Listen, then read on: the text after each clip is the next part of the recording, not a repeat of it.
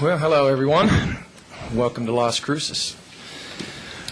Ugly game, but to me, the uglier the better. And I thought both teams played hard. Both teams struggled at times to score points, but two good defensive teams battled out. Two good rebounding teams, and I think we just had more breaks than they did, and we played in a few more spurts than they did.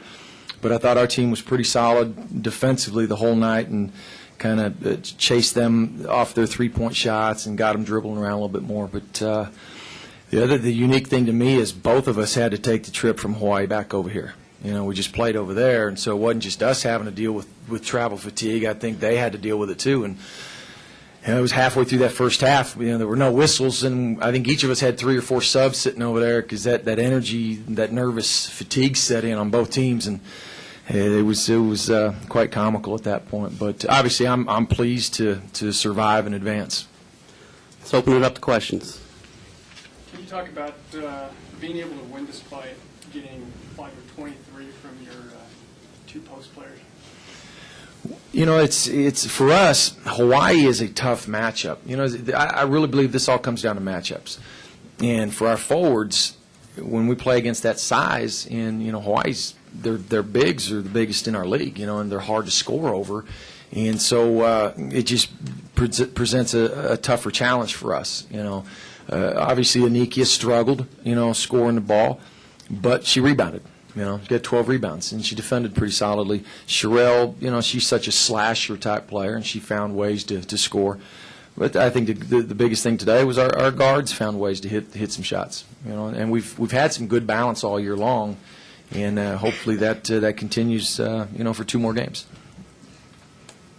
Talk about the mindset of going into the semifinal this year as one of the favorites as opposed to in the past when you guys have always gone in. It's like a Cinderella story. I was just asked that on the radio. The feel to me this year is no different. The nerves are still there. The anxiety's still there. The uh-oh is still there. If we get beat, we're done.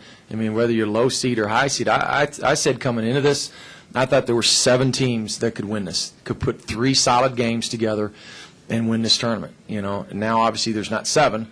That'll cut down. There'll be 4 after today. And I really believe any of us can win it if we make enough breaks for ourselves, if we turn it into a game of plays rather than a game of mistakes. I think anybody has a chance. So for me, it really never mattered. Last year we thought we were pretty good and we were a 7 seed anyway. So it just doesn't really matter. Now the girls might say differently, but I just to me it's not any different. Is there a greater sense of urgency because with the senior class, there's no more? We'll get it next year. It'll happen next year. Is there a greater sense of urgency? Have you noticed with them in the locker room? No question, because getting beat by 3 in the finals last year has burned in our memories and in our hearts.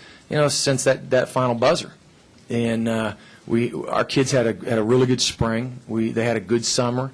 We started off in Vancouver, Canada, back in early September on that trip, and so everything we've been doing has been geared up to this moment. And we talk about living in the moment, taking care of today, because we'll get here when tomorrow gets here, and so. Yeah, I want to send this senior group out with a trip, to the NCAA tournament. And so whatever is in front of us on that day, that's what we have to take care of.